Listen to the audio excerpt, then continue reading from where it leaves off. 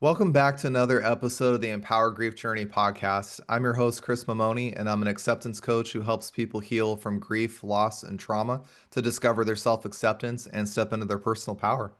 This podcast is your dedicated space for healing, growth, and transformation. Each episode shares insightful and inspirational stories, along with practical tools and actionable insights that can help guide you along your healing journey. Today, I have a special guest with us, Teresa Sims. She's the founder of AscendU Coaching and is a master NLP results coach. She is also an award winning author of her book, A Century of Secrets, and podcast host of her show, Powering Through Life. She's a transformational force in the personal development sphere and emotional healing. She empowers individuals to break free of limiting beliefs, emotional blocks, and unconscious patterns that hold them back. She also knows and understands the very hard lessons of life that life can throw at you. She has survived childhood abuse, neglect, spousal abuse, and two near-death awakenings. Her mantra is that you're not finished here yet. And so, without further ado, Teresa, welcome onto the podcast. Oh, thanks, Chris. It's so great to be here with you, and I'm looking forward to sharing. Likewise, I'm really excited for listeners to hear your story because you have not had the easiest life by far. I remember lots of details about your story you shared with me, and I certainly was sitting there having a wow factor that you have become the person you are today in such a very empowering way for other people because of those circumstances and how they really created and formed you into the person you are today. Thanks. Thanks. It's been a long journey, that's for sure. But with those types of journeys, wisdom comes I and tr Yeah, exploring. I truly feel like experience is the best thing that teaches us those lessons. Oh, absolutely. I mean, you can sit and talk about different things from a clinical aspect, but if you really have no experience or true life experience, been really down and dirty with it, it's hard to, for me it would be hard to take someone like that seriously. Yes, they have the clinical training. However, I want someone to help me that has practical life experience, real raw life experience, and has come out through the other side of it. Well, I'd love to start the podcast with you sharing with us a little bit about your grief journey that you've been on because you have had quite the experience of a lot of very hard life challenges, like I said, things that I think a lot of people haven't gone through in some ways, but in other ways they may be able to relate well with your story. So I'd love for you to share that journey with us today. Thank you. I was born a few decades ago and was born with club feet. So I was born with right off the bat a disability that set me aside from the rest of my family and was treated so much differently. I couldn't understand why I was treated, at the extent you would think a child born into a situation like that would be just smothered in love and cared for and nurtured. I actually had the opposite experience, and I never did understand why until about 8 or 9 years ago. However, the way my parents brought me up was very harsh. So second generation Canadian, farmers, no time for children, hard work, backbreaking work. Father was an alcoholic. Mother was not quite um, as stable as she could be, put it that way. So it led to a lot of beatings, very nasty beatings. Was a tool used against me. So if I, didn't like what was on the table, it was go without. And sometimes that would go throughout the day. So if I had one meal a day, I was lucky because it was not only my parents that were abusing me, but also my sibling. So it made for not understanding why I was so different. Why was I being so what was wrong with me? So a child goes through a terrible grief journey trying to understand, why don't they love me? Why don't they care for me? And eventually that grew into, yes, in my teens I became almost an alcoholic just to numb the pain of that type of life. And parents thought, well, she's depressed, let's put her on antidepressants, all that kind of stuff. Well, what the doctor put me on was tranquilizers, and he didn't realize I was drinking. And at 19 years old, 18 years old, excuse me, I attempted to take my own life behind the wheel of my father's car. because I just didn't want to be here anymore. I couldn't stand the pain of not knowing why I was less than, why I was always treated like dirt. And that led me, I survived, obviously. It was divine guidance that pulled me out of that near-death experience. And that's the first time I heard the words, "You're not finished here yet." So those words have, that phrase have just stuck with me throughout my lifetime, not understanding what they meant, but it was such an awakening at that point in time. I knew I couldn't give up. Then life goes on. I got married. I lost my first pregnancy. I had my older son, lost 2 more pregnancies, had my younger son, and then gave up, stopped before my health really took a toll. And it was difficult raising children when you don't have the type of nurturing background that I so longed for. So what I had done was I did my best with my kids. I loved them unconditionally. I, was always there for them. I was always encouraging them, to speak if they had issues, speak up, let's have a conversation, don't hide things, just talk.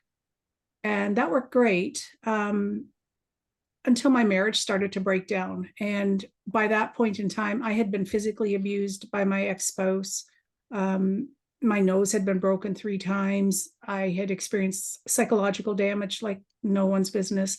I couldn't walk across a restaurant for fear of being seen. That's how much negativity he installed in me and how much doubt he installed in me, or I allowed that to be installed in me. And I knew there had to be so much more. And it was at that point in time, I was also caring for my elderly grandmother. And in 2003, we were divorcing. She passed away. And it wasn't until then that I could get away from where I was living and be out on my own. And it was the most freeing thing I have ever done in my life. And I just knew that it was best for not only me, but for my ex-husband as well, because we were not happy together. It was just the marriage had died. And why hang on to something when, you can't even stand looking at the other person? So it was just best for all around. My kids were older. They were 21 and 17, and, they were sort of okay with it. And, but it was my journey as well. And so life fast forwarded, I went to college for the first time in my life at 45, had a great time. Transferred to a college to do human resources, and got a job right out of college. So it was fabulous. And I had remarried in 2006. And one winter day coming home, Ontario winters, and coming home from work one day, we had a freak snow and ice storm. And I knew I wasn't going to go straight through the city to get home because there were too many stoplights and ice on the roads. Not a smart thing. I was driving a Dodge Ram. I was capable. I was confident driving my vehicle, but you can't always tell what other people are going to do. So I skirted around the city, and I guess fate has a way of sitting there waiting for you, because that pathway that I took home that day, it was meant to happen. I saw someone coming towards me that was losing control of their vehicle, and it was another pickup truck. So the person in front of me, the person behind me, and I stopped in our lane. We were quite a distance from each other, and we just waited, because there was nothing any of us could do. We couldn't get past this person. This vehicle was coming towards us.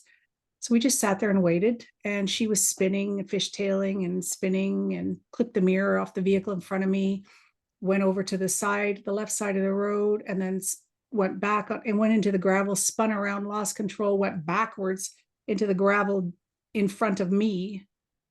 And, you just kind of sitting there with a death grip on the steering wheel and teeth clenched and foot on the brake so hard that my leg was out straight. I was pushing on that brake so hard.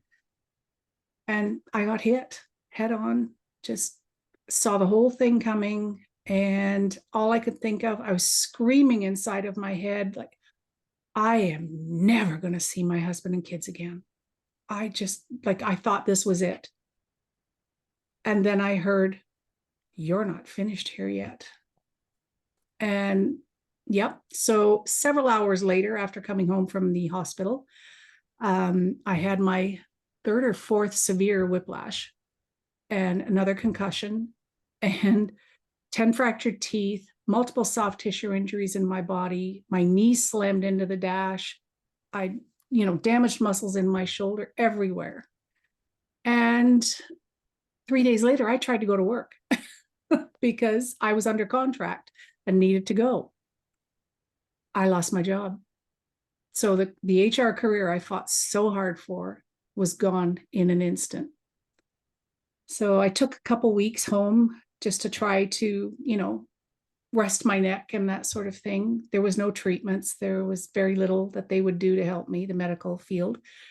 I was deemed a catastrophic injury. So, that was a hard thing to swallow. I don't even know, catastrophic. Well, it means there's a lot of severe damage, but I happen to be a fighter and I don't take things like that too easily. I will do what I can to prove everybody wrong. That's just my nature, which I think is what's got me to the point of being 65 years old and sitting here with you. So, so I fought really hard. I did take a contract job after that, and it went for 3 months, but the pain in my neck, I just could not function. By 11, 12 o'clock in the day, I was sitting there crying at my desk from the pain in my neck. So I lost my human resource career. I spent the next 9 years at home just trying to find some sort of semblance of who I was, what I could still do, how I could contribute. And my husband and I had only been married 8 months when this had happened. So our roles completely changed. So rather than equal partnership, it went to him as caregiver and me as survivor. And that was very hard for me to take, to be unable to do the simplest things, like even dry my hair or put my shoes on or, cook a meal. The concussions were so bad that I couldn't even follow a recipe anymore. And I love to bake and I love to cook. And for me, part of my rehab was daily practicing, reading a recipe to see if I could follow it.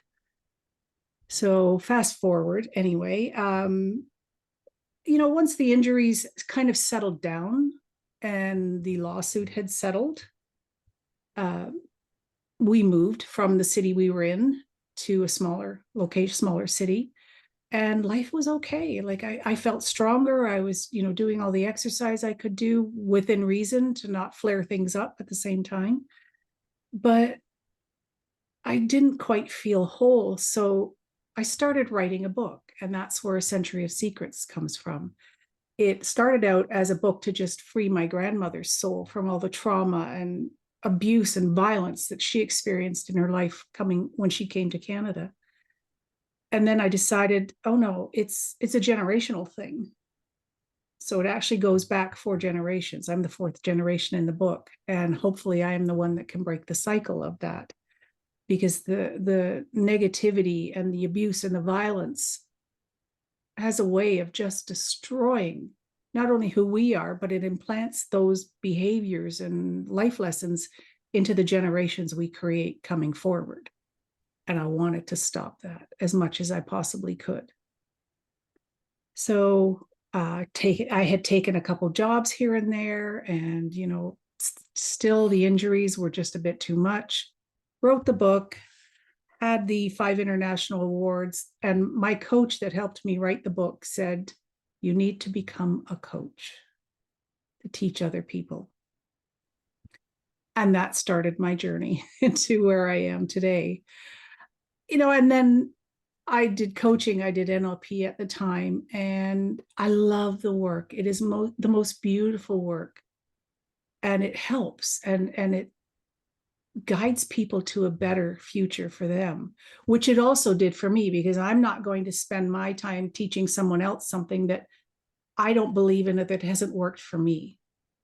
So that's where that came from. And in 2018, I left coaching for a while. Not 18, excuse me. In 18, I had cousins come from Europe, a young couple, and best thing in the world. And 2 years later, when he went home, 2 years later, he passed away in his sleep. So he's 27 years old. 2018, I lost my mother. 2019, I actually lost my biological mother.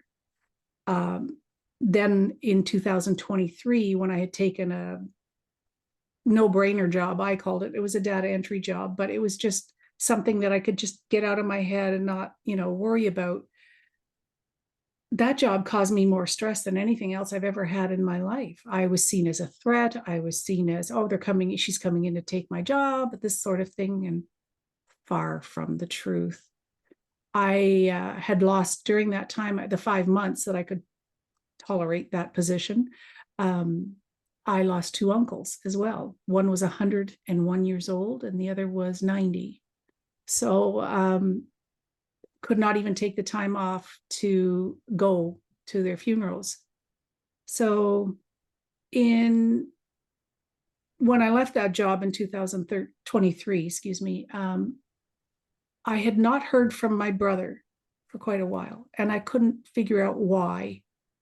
I kept messaging him. I knew he had been ill and he had some cancer, but he was going for some tests and whatnot. And I finally, in March of 23, excuse me, messaged his son, and it slipped their mind to tell me that he had passed away in February. So I lost my sibling, and a month later, we had to put one of our dogs down. And she was only 4.5, beautifulest soul in the world, the happiest thing. My dogs to me are absolutely everything. For me, from the life I've had, my dogs have always meant so much to me. There's been such a soul connection. They are my release. They are my happy place. They are my joy and the thing that helps heal me the most. So I was absolutely at that point in time crippled by grief. I couldn't function. And there's so many types of grief, as you know, Chris. Like, grief can come from so many different things, like the childhood I had, being bullied, for example, when you're a kid, deaths, loss of jobs, loss of finances, so many different areas. And we process it all different. It transmutes into something different for each one of us. It can come out as depression. It could become alcoholism. It could become drug addiction. We could become so withdrawn that, we become recluses, or in various ways. But I knew that I needed to just take time for me, time for myself to understand what had gone on and to process this grief. I didn't know how to do that 100%. So I took a course by Dr. Edith Egger. She's the Auschwitz survivor. I think she's got a couple books one's called The Gift and one's The Choice, I think. Beautiful, beautiful woman and psychiatrist. And I loved her work. And that propelled me forward into taking more NLP and timeline therapy, or excuse me, more NLP. I reached out to a coach friend of mine who I found out was a trainer and master practitioner of NLP and timeline therapy. And it seemed, okay, I needed to try this. So I had one session with her of timeline therapy where we cleared out the negative emotions. So anger, sadness, fear, hurt, guilt. There's been a couple, rage and shame have since been added onto that. So you clear out those negative emotions out of your timeline. And those emotions can come from anywhere in your life, past lives, past generations, passed down to you. Once those are cleared out, then you take a look at limiting beliefs or limiting decisions. And once those are removed, like the four main ones are unlovable, unworthy, powerless, and not good enough. And that just encompassed my life completely. We cleared those out and I felt so empowered. I felt so different, alive, and free. that I had to learn how to do this. So that started my journey into my education of NLP and timeline therapy. And this spring, I've actually resat both practitioner level and master levels and have added hypnosis to it. So I not only practice what I teach or share, but it is my life. It has become my saving grace in who I am and how I show up every day and what I can offer people. Well, Teresa, I just want to say I thank you for sharing your grief journey with us because this is a as you pointed out, grief can affect us in many areas of life, even from childhood bullying to non-acceptance with family to relationships to losing children, losing a pet, losing your career that you worked so hard for. Grief can happen in so many other areas of life outside of the passing of a loved one. And so I really appreciate you sharing that whole experience with us because I that's something I wanted listeners to know on my show is we don't always talk about, death and dying of a loved one, but grief happens in many other areas of life. And to learn how to navigate those grief journeys in those other areas of life is just as valuable and important.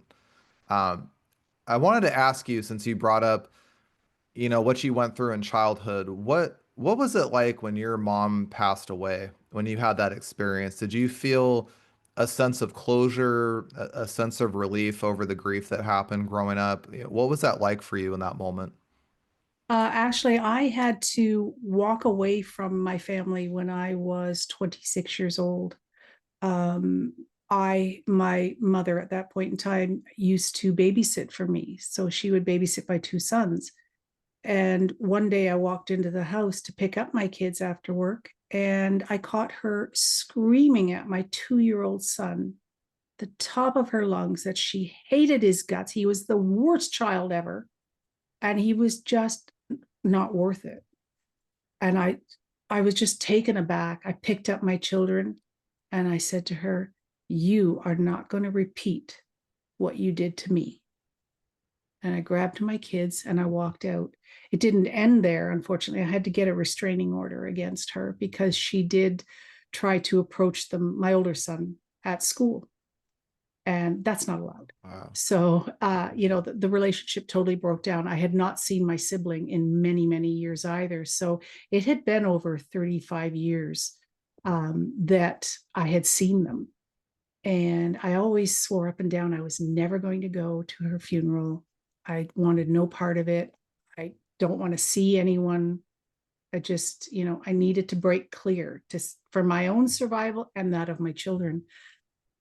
And then I got an odd feeling that there's a reason I had to go. Hmm. And I got there, and my sibling, whom I haven't seen in over 30 years, she walked in and she said, "Oh my God, you look just like our aunt." And there's a long story behind that. It turns out, I found out a year later that the mother that we were burying that day was not my biological mother. My aunt was. So that explains a lot of the um, almost like second class citizen being treated when I was a kid. And when I was at the funeral, it actually meant nothing to me. Hmm. The woman there was a person that had passed away. Um, I had no emotion for her. Um, it was almost an odd feeling uh, because there had been so much separation in years. There was nothing left. There never was love there. There was anger for a long, long time, but that had been settled a long time ago. So it really was, I was kind of numb, just not feeling anything for her, but trying to understand all the little bits of information that were coming towards me as, oh, well, maybe she's not my mother, maybe, and it was an odd day. Since you brought that up, I was actually thinking about the word numb as you were talking before you said it. And I wanted to ask you, People that go through grief sometimes, especially in very traumatic situations like what you experience in life, do feel this sense of numbness. I've felt it in my own grief journey, and it's such an odd thing to describe. And I wanted to get your opinion on that because I do feel in many ways our numbness really comes from a place I feel like of where our brain just gets so overwhelmed or overloaded with what's going on in front of us that it almost in a way shuts down or pauses. And that numbness space is really this just empty feeling. You don't really feel angry. You don't even feel sad. You don't even know what you feel in a lot of ways. What describe to me in your own words, what feeling numb is like to you and how you would navigate going through that numb feeling to getting back into a place of how you really feel. Numb for me is a feeling of emptiness. It's a feeling of just a void, not a void, but a void. It's just a big cavernous empty. There's no emotion, there's no life, there's no joy there. I mean, when you're stuck so much in grief, it's hard to find the opposite emotion of joy and happiness. For me, I find, and through the work I'm doing, the unconscious mind is the one that holds our truth and our answers and all the events that have happened to us throughout our lifetime. When the unconscious mind is trying to protect us from something we can't face or something we're not able or equipped to deal with at a certain point in time, because maybe the trauma is too great or the grief is too great or the anger is too great, it tells us to just, and for me, this is what I found, it tells me, my unconscious mind tells me, stop, rest, do some readings, do some journaling, write out your grief, find something that can give you a pause to just step out of the grief for a few minutes. Because our unconscious mind is the one that holds the truth. It tells us, it knows how to help us get from where we are to thriving and living in a joyful, happy way. So that for me is what I love to listen to is my unconscious mind, because it's not going to steer me wrong. It knows, it has the blueprint of perfect health for all of us. It keeps our systems running, it keeps our lungs pumping, it keeps our heart pumping, it makes us breathe. It unconsciously we're doing it. So it has the protection to tell us, just give yourself some grace.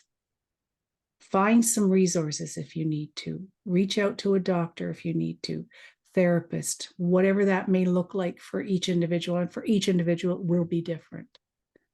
For me, I had gone through those routes and I did not want to do talk therapy, because talk therapy for me just ingrains the trauma, it ingrains the negativity. You're just reliving it as you're talking about it constantly. Right now, it's not bad because I've dissociated myself from it and I've cleaned myself from it. So I can share these stories easily. But the work that I'm doing is what got me through it. I'm really glad to hear you say that because as a fellow coach, I try to tell people I get asked this question all the time is, talk therapy better than coaching, or is coaching better than talk therapy? And I have always shared with people, I really think it depends on your situation in life that you've gone through. And I also think it depends on how you perceive certain things and how you feel about certain things. And the reason I say that is when you talked about talk therapy, a lot of therapists will want you to talk about those issues you go through in life or the traumas you experience. And for many people, they can stay stuck or trapped in that situation. It's almost like reliving it. Yeah. And when you talk about situations that are very painful, like you've gone through, to relive all that trauma and to live there again is just it's not really helping you. It's keeping you trapped in that place of pain. And that's where I think in many ways, for certain people, coaching is a much better aspect where if you're somebody that really can't handle reliving the pain, but you're trying to find the way forward, I think coaching is a great modality to help people in that mindset. I do think there's a space, if you are seeking deeper understanding of something, that therapy can be very helpful as well. So I very much appreciate you sharing your experience with that, because I can resonate that talk therapy for me sometimes is a bit much. I just don't want Absolutely. to live there. It's Exactly. And I mean, when I'm doing coaching, my questions are very detailed and they're very thought provoking and they actually are geared to asking the unconscious mind. So the client is actually answering from their unconscious mind, not their conscious mind, which is where all the, you know, we think we can be in control up here, and our conscious mind is the one that will lead us astray. But and the beauty of timeline therapy is when I'm working with a client, I don't need to know what the event was that caused them that trauma. They know it. They don't have to tell me anything. As a matter of fact, I don't want to know what it is. But through the beauty of timeline therapy, the client will float out along, facilitated by me, float out along their timeline, and they look at the event from 3 or 4 different positions and gain learnings from that event. So you're pulling positive learnings out of that event. So, for example, my car accident could have been, the positive learnings out of that are, I'm alive. I am alive. I was chosen to live and survive and thrive. I'm a gift because my life wasn't taken away from me.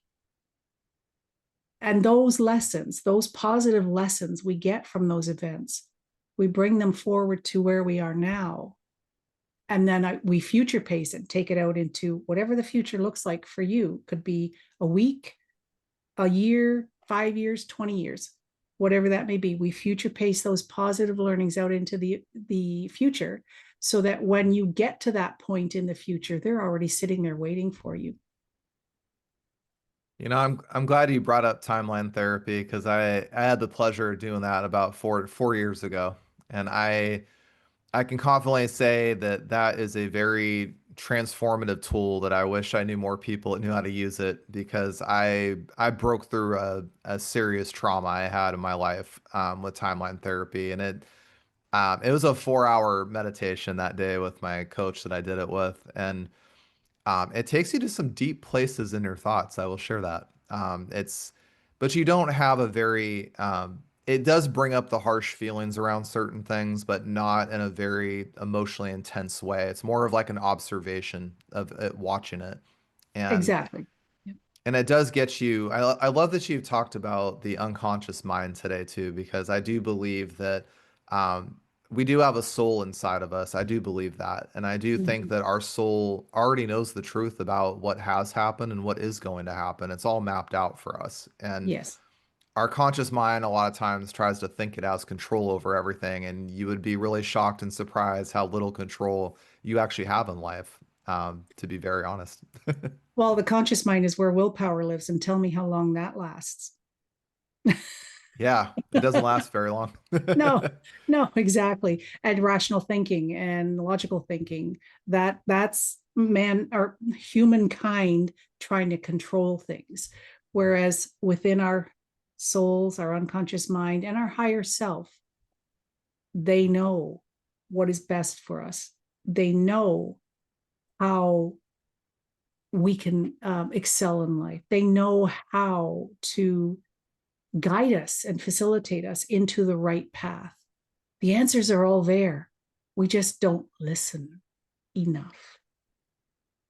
And Uh, imagine if we paid enough attention to our unconscious mind, we'd be so much better. There'd be a lot less anger, I think, in the world, a lot less things happening, but that's just my belief.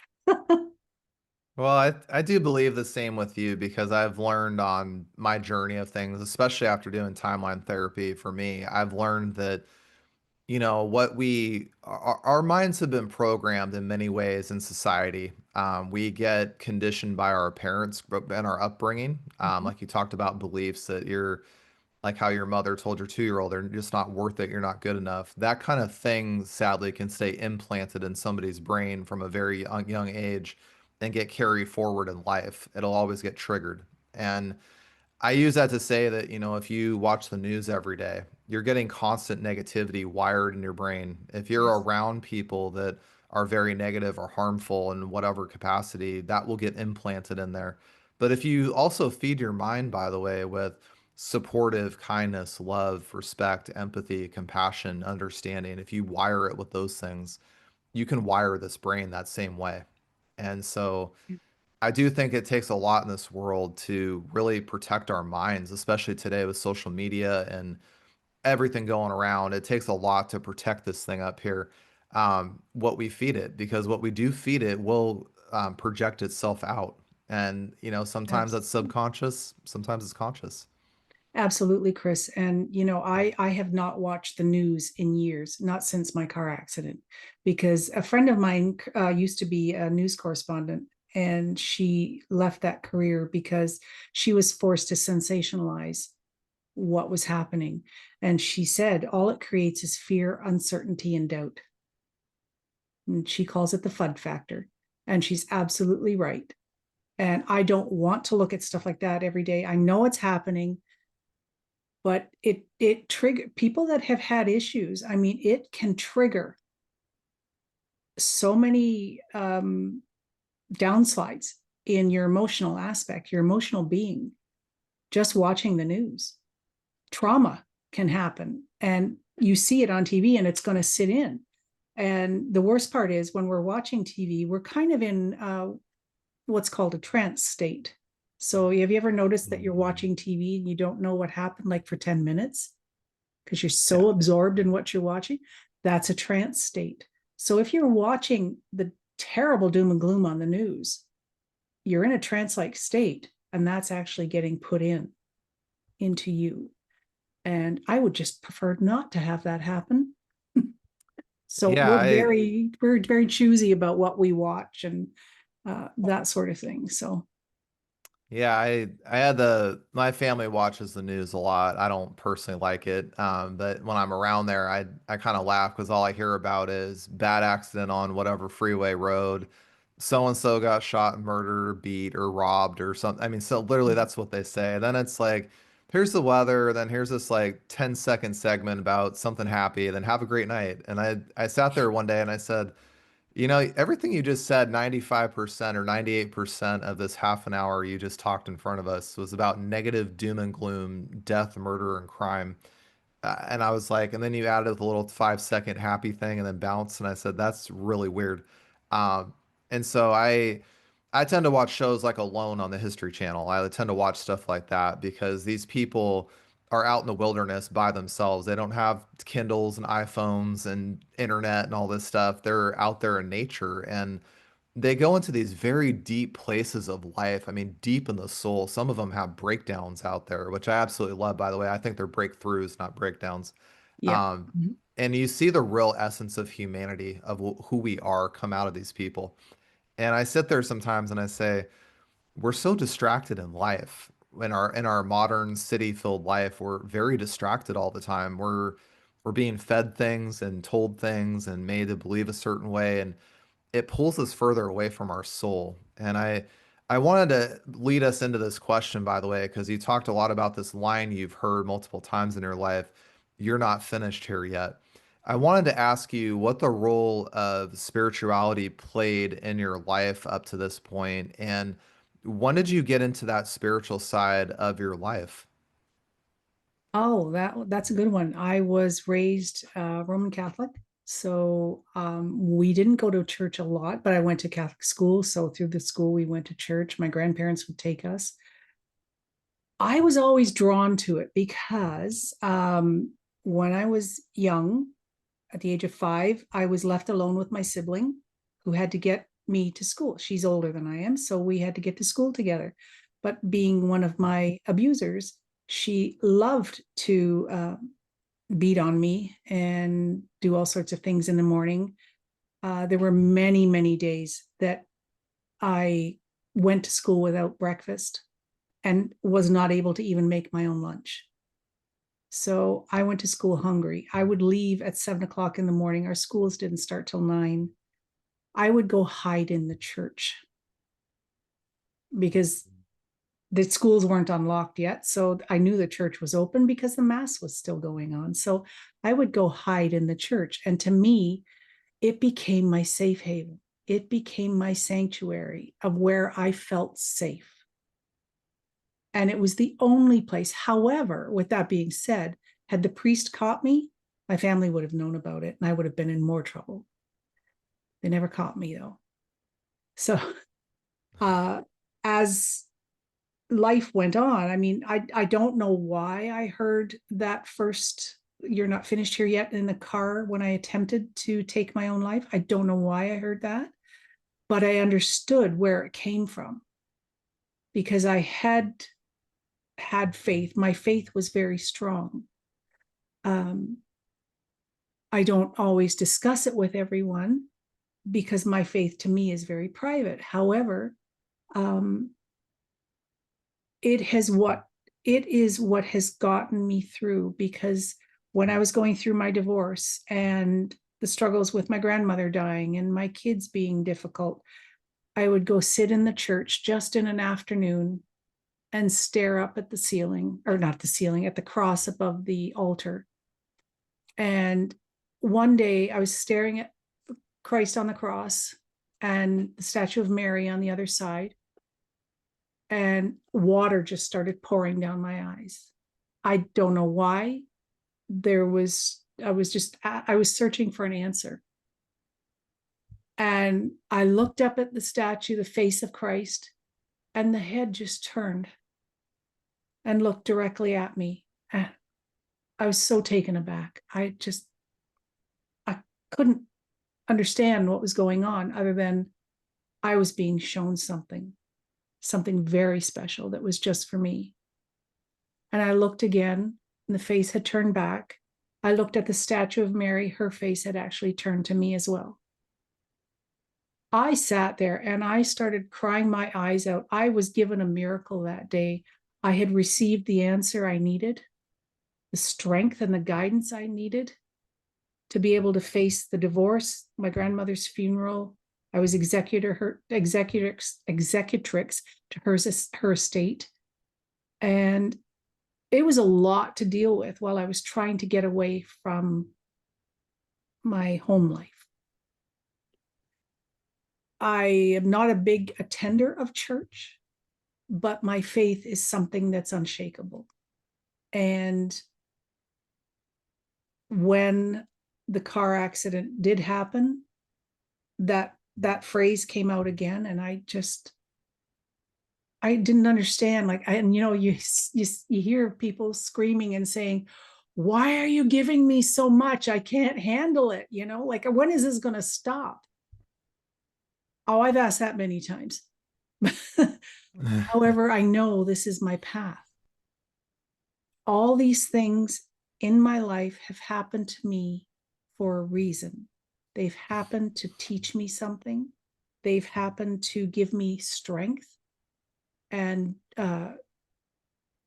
to give me a fighting spirit that nothing is going to shatter. It's been close a few times, but nothing is going to shatter my strength and my faith. And it is I, my go-to. I pray regularly. When I believe that I'm being called to, that's what I do. It is a form of meditation, and it's one of my go-tos.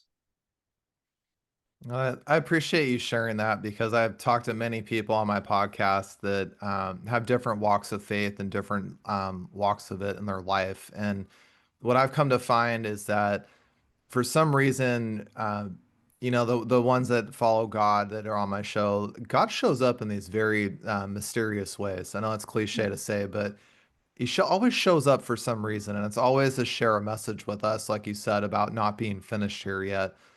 or giving us the hope we need to push through a difficult situation. So I just want to say thank you for sharing that aspect of your journey with us. Very welcome. Very welcome. It is And part of it. I mean, and I'm comfortable with it enough that I'm not afraid to share it or even discuss it, because if I'm afraid of discussing it, that means I've got a problem with it. And I don't. well, I think one of the most powerful things about your story, and I've had similar circumstances in my life of things like that, that I do believe there's a higher power to our experience of life, and I never can fully put my finger on it for whatever reason, but there's always something out there pushing us and guiding us or protecting us in many ways. And what I thought was beautiful about what you said, by the way, is that this perspective that life happens for us, it doesn't happen to us. And I think that that's a hard concept a lot of people struggle with, and I don't blame them, by the way, because when you are going through beatings like you went through, or even car accidents where your body gets so hurt and so, just broken apart by what happens. It's oftentimes hard to say that. It's hard to say this is happening for me to teach me something or show me something or something I need to learn. It's hard to have that perspective.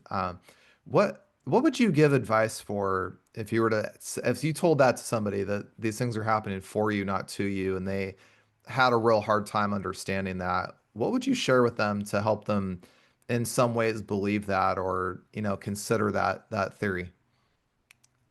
I would share a little story that happened to me. My brother, for example, he found me. We have the same mother. He found me about 15 years ago, just out of a fluke. He showed me adoption papers. He was adopted out, given up at birth by my biological mother. And he's the one I lost. And I felt so heartbroken because he and I were so close. And the grief was overwhelming. However, I flipped it around and said, I would rather celebrate the amazing years I was given with him. He was a gift to me because I didn't know he existed. I knew something, but I didn't know bits of the story, but I didn't know all of it. But he was such a gift to me that how could I be negative about it? It was a beautiful connection we had. Yeah, it was hard, but I'd rather celebrate the joy. Same with the cousin that I lost at 27. I didn't know him before. I knew his mom. They're from Belgium, and I knew his mom. And he spent 2 weeks with us a few years ago, and he was just like a son to us. And yeah, it was absolutely horrific to hear, to get a call from Belgium saying, your cousin found her son dead in his bed. And that, my heart just broke. So we were lucky enough to be looped in with they were recording this service in Belgium, and they looped us in so we could be part of it. And then my husband and I, we went out in our hot tub, took one of his favorite beers from Belgium, and we sat and we toasted him and said he lived a great life. And just reframe it instead of saying, oh geez, I'm never going to get over this, I'm just so I would say to the individual, turn it around. What did that person give to you in life? Same with my dog. She was only here for 4.5 years with us. She was the most fun, craziest, goofiest thing you'd ever want to meet, and a big dog too. And she was our zero turn. She'd do loops and zoomies, and they were zero turns. We lost her suddenly. What, like, took her in Monday for an X-ray. Wednesday we had to put her down before the tumors in her stomach burst. She wasn't here for a long time, but she's still here with us. She's in our hearts and in our souls. And um, you know, I thank God for the time I did have with each one of these people, rather than dwelling on they're gone and I can never talk to them again. Does that Teresa, make I think sense, Chris? that definitely makes sense. I'll share as we wrap up. I went through that after I lost my child. I went through this hard thing of did not wanting to let go and not wanting to, forget that pain for whatever reason. I just cling to it. And I think that our ability to, what I've framed it in when I coach people is remembrance and legacy and honoring that person in in your life. Because I live in the mindset of gifts, lessons, and blessings where my brain lives. And I sat there and said, I can either make this a horrible tragedy and a horrible loss, and I can always think about it that way if I want to, but I can also say, what if this was actually the biggest gift and blessing I ever got? And what if it was just, it came in a bad form, but what if it really was that? What if it was the thing that put me on my path where I needed to be? What if it put me in my alignment? What if it was meant to call me to a higher purpose of a place of serving people? What if it was that? And the minute I made that shift from there is where I now honor and celebrate and remember him every day. And Yeah. it's exactly like what you just said about toasting your brother that passed and saying that he had a great life. I was lucky to have him in my life. And even your dog that you had to say, I had to put her down because of tumors. That was very sad. It was very hard, but I will never forget and I'll always remember all the zoomies, the zero turns. My family's had dogs, so I completely get with what you're saying. And when you notice that, by the way, you're always thinking about what was great and the impact they left on you. I guess is the thing you're jugging in my brain is Yep. um I don't, that's like with my son. I get asked all the time, how can you be this kind of person after going through something like that? And I said, those bad moments of life, they're still there. If I want to, I can go visit them. They never left. But And it's sometimes we hard to do live go there. there, right? Hmm. Sometimes we go there, and sometimes we choose. If something triggers us that we feel a little down, then those thoughts are easier to come back in. And that's your opportunity to just turn it around and flip it. I mean, the cousin that I lost in Belgium, the young fellow, turns out he had a heart disease, and his sister was tested for the same disease. Now, had he not passed away, they wouldn't have known his sister had it. Oh, So she now has a defibrillator implanted in her, under her, around her heart, so that when her heart stops, the defibrillator will click in and it'll shock her heart into pumping again. So I look at it that, and she does as well. He gave his life so she could continue living. that's a beautiful gift. And the nice part is she's getting married in March, April next year, and we have been invited, so that will be very nice.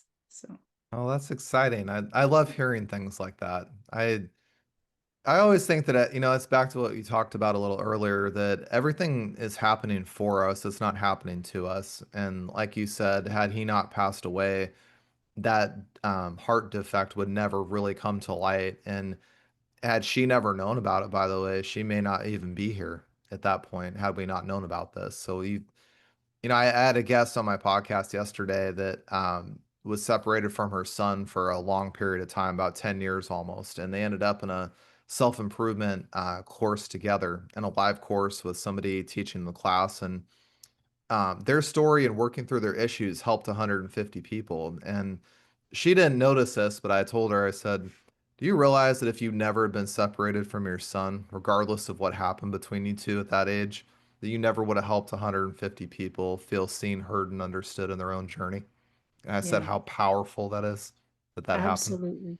And I'm the same way. Both my sons have they're on their own journeys in their lives and have decided that there's no room in their life for their mom, and that is their choice. And that is another form of loss that I've had to accept. And I believe it's not forever, but they need to go through this lesson themselves. And they know that my door is open when they're ready, and I will welcome them back. But I will not accept the behavior that they were giving me prior to. So there's a lot of lessons that they need to learn, and they're on their own journey. And that's not something I can control. These are choices that we make, you know, and it is all about choices. It really is. And I do think that I've been reading a lot of spiritual books lately, and I read a book called Many Lives, Many Masters recently, and it was very, very profound. I'm not entirely sure how accurate everything is, but basically, this woman did hypnosis sessions with her therapist and recalled many past life regressions and in very, very vivid detail. But what it did teach me is exactly what you were talking about today in this podcast about grief and loss, is that there are lessons, always lessons. And I think our purpose here on this planet, in many ways, we're here to learn. We're not here to be perfect. We're not here to be the expert and the end all be all to everything, because we never will be. And it doesn't matter. It doesn't matter if you're rich. It doesn't matter if you're poor. It doesn't matter, what color your skin is, where you live. Your experiences of life too. Like all that stuff is just labels and stuff in the world, but it's about understanding that we go through these things for us and that we're always learning lessons. And I love that you said your door is always open if they decide to come back. I love that, because I do think that when we learn our lessons, we come to this place of humility in our life, and humbleness comes after we learn these lessons. And that's what ultimately shapes us and makes us a better person, because without going through these experiences, and I can tell, because I've been really calm talking to you for some reason on this podcast. I don't know why, but my energy's been very calm and centered. And I think it's because you've gone through so many hard things in life, and I feel a big pour of empathy and compassion for you, but I also hear it through you when you share these stories. I don't hear a lot of anger, or like, I wish this didn't happen, or why did I have to go through this, or this was just terrible. I don't hear those things, but I hear I went through some hard things in life, and they were not easy. They were not fun. I didn't want it and I didn't like it. But I'm the person I am today because I went through those things, and I became a better person through it. And because of going through abuse in so many ways, I chose not to treat my family that way. I chose not to treat my relationships that way. And all these things led you into the beautiful person that you are today. And so I can just say, as much as that was not easy what you went through by any demeanor, I simply can just say that I love that you were able to go through those things and have the perspective you do today, and the ability to help people on a greater level and serve, and be who you are today. It's just an incredibly powerful gift, and all through those lessons and experiences you went through. Thank you, Chris. Well, I know, with grief, it happens, and it's going to happen to all of us no matter what. We can't be on this earth and not experience death, loss of some sort in some way. But I guess my advice would be to not stay stuck in it. We need to process it. Yes. We need to experience it. Yes. But when it becomes habit forming and it takes you down the wrong path or into the pit of despair, I call it, uh, it's time to reach out to someone. And, just one action of saying, look, I need some help.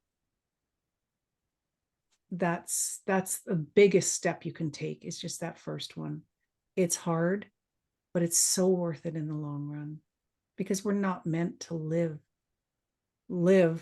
does not mean existing. Live means so much more. Teresa, that's such a beautiful way to wrap up the podcast. I was going to ask you what you would share with somebody going through grief, but what you just said is incredibly powerful. We're not here to just live and survive. That's not why we're here.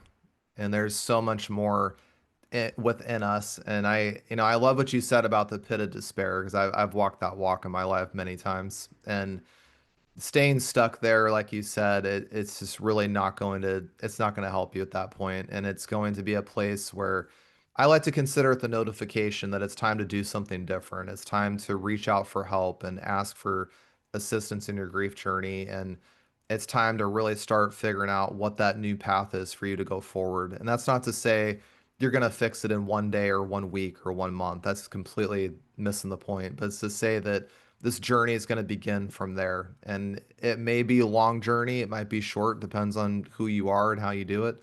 Um, but recognizing that place and knowing that's a turning point for you, that was a beautiful way to say that earlier. So thank you. Well, what have we got to lose? I mean, all we've got to lose is our grief. And I Yeah. think ultimately that's what we want, is to get out of that. and live and thrive and be happy. And that's what it's all about for me. Well, I've come to find on my grief journey that's been really painful in my own way that when I find meaning and purpose, and I'm able to go out there and help and serve other people that are stuck or in the pit of despair, as you said, like where I was, and I'm able to help them out. Um, that's me saying that that grief was worth it. That's me saying that all this stuff happened for me. It didn't happen to me, and I now Yeah. have a beautiful gift to go out in the world and help serve other people. And that's what I love about your story. I love that you're an NLP coach. I love that you know timeline therapy. And I know I haven't met you very long, but I can already tell because of what you've shared today on your show that I know you're helping people in a very, very deep way, from a very empathetic place. And your journey puts you on a place to be a healer in this world. And I love that. Thank you, Chris. I appreciate that. So, And Teresa, I was yours as gonna, well. well, thank you. That's my big mission now is to help Yeah. people. Yeah. It's So I was going to ask you because I know you wrote a book, Century of Secrets, and you also have your own podcast, Powering Through Life. Mm. If people listen to this podcast and they want to connect with you, where can they find your book, your podcast, and if they do want to do coaching with you, where can they connect with you? If they wanted to listen to the podcast, it's on YouTube. It's Powering Through Life. It's on Facebook, linked, not on LinkedIn, my website, teresasims.com. I will be shifting websites to more of a coaching website. So that will be AscendUcoaching.com. So ascend with a capital U, coaching.com. So they can reach out to me there. They can send me an email at info@ascenducoaching.com or Teresa at teresasims.com. So multiple ways of reaching out to me. Um, I enjoy hosting podcasts of sharing stories of people who have gone through challenges in their life and what they've done to come out the other side of them. And you will be a guest, I think, next week on my podcast as well. So I'm looking forward to that. Likewise. And well, so I want to let you guys know, listeners, listening to this episode, reach out to Teresa. She's a phenomenal individual, as you guys have heard today. She's overcome some very, very strenuous situations of life, and she's become a beautiful person, learning how to heal through those things that have happened. So I want to encourage all of you guys, as we wrap up the podcast, to remember Teresa's mantra, you're not finished here yet. I want you guys to really, really listen to her message with that, because if you are stuck in grief or going through grief right now, she and I can both tell you that we've been in those places where it does feel the pit of despair. It feels like there's a very small light at the end of the tunnel that doesn't feel reachable at times. And how do I move forward from here? There's lots of those questions that are happening, but I want to encourage you guys, you're not finished yet, and you have so much more to give. And so, Teresa, just to wrap things up, thank you so much for sharing that empowering message, and very powerful perspective for grief. I think listeners today are going to walk away feeling a sense of renewed purpose as they walk through their healing journey. Thank you, Chris. I hope that, through this, if we've touched one life, then that's worth it. I couldn't agree more. And I want to thank all of our listeners for joining Teresa and I today on this episode of the Empower Grief Journey podcast. If this episode resonated with you, please share it with somebody you know who could benefit from Teresa's story. For more episodes that are designed to empower you and support you during your grief journey, visit empowergriefjourney.com and subscribe to this podcast. You can find us on Apple and Spotify. I want you to know that the Empower Grief Journey is all about honoring your journey, embracing your emotions, and finding strength in your own time. I want you to know you're never alone on this journey, and together we can navigate grief with courage and compassion. Until next time, be kind to yourself and take your grief journey one step at a time.